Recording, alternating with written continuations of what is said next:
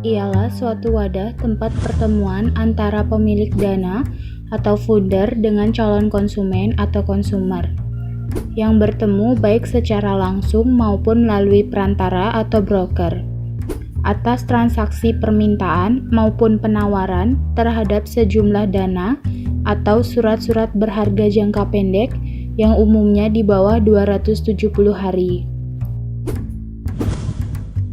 Apa sih fungsi dari pasar uang? Adapun fungsi-fungsi dari pasar uang, yang pertama, sebagai perantara perdagangan surat-surat berharga jangka pendek. 2. Sebagai sumber modal bagi perusahaan yang akan melakukan investasi. 3. Perhimpunan dana surat-surat yang berharga jangka pendek. 4. Sebagai perantara investor luar negeri dalam menyalurkan kredit jangka pendek kepada perusahaan di Indonesia. Dan yang terakhir, sebagai sarana alternatif lembaga-lembaga keuangan dan perusahaan non-keuangan. Sedangkan tujuan dari pasar keuangan dapat dibagi menjadi dua tujuan. Yang pertama, dari pihak yang membutuhkan dana, yaitu 1. Untuk memenuhi kebutuhan jangka pendek. Yang kedua, untuk memenuhi kebutuhan likuiditas. Yang ketiga, untuk memenuhi modal kerja. Dan yang keempat, untuk membantu pihak yang membutuhkan dana apabila telah clearing. Selanjutnya, dari pihak yang menanamkan dana, yaitu 1. Untuk memperoleh penghasilan dengan tingkat suku bunga tertentu. 2. Membantu pihak-pihak yang mengalami kesulitan keuangan. Yang ketiga, spekulasi. Instrumen pasar uang. Secara umum, instrumen pasar uang dibagi menjadi 7 bagian. Yang pertama, surat berharga pasar uang atau sering disebut dengan SBPU. SBPU merupakan surat berharga yang diperjualbelikan dengan cara diskonto dengan Bank Indonesia atau lembaga keuangan lainnya yang ditunjuk oleh Bank Indonesia. Yang kedua, sertifikat Bank Indonesia atau sering disingkat dengan SBI. Merupakan surat berharga yang berbentuk hutang jangka pendek yang diterbitkan oleh pemerintah. Yang ketiga, ada deposito. Deposito merupakan instrumen keuangan yang diterbitkan oleh bank atas simpanan nasabahnya dengan periode jatuh tempo dan tingkat suku bunga tertentu. Yang keempat, ada promissory note.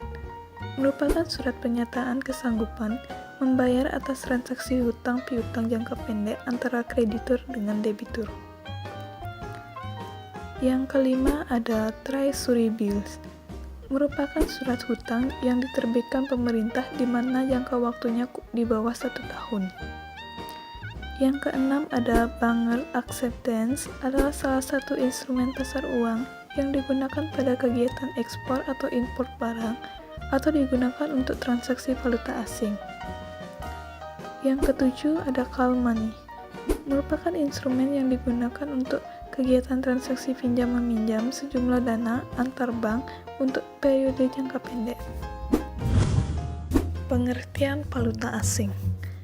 Valuta asing merupakan mekanisme yang mana orang dapat mentransfer daya beli antar negara, mendapatkan atau menyediakan kredit untuk transaksi pedagang internasional dan meminimalkan kemungkinan adanya risiko rugi diakibatkan terjadi fluktuasi kurs suatu mata uang.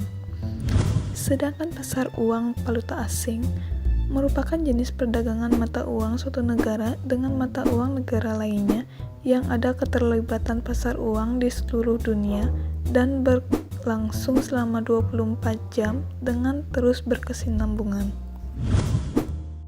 Ada beberapa tujuan melakukan transaksi falas.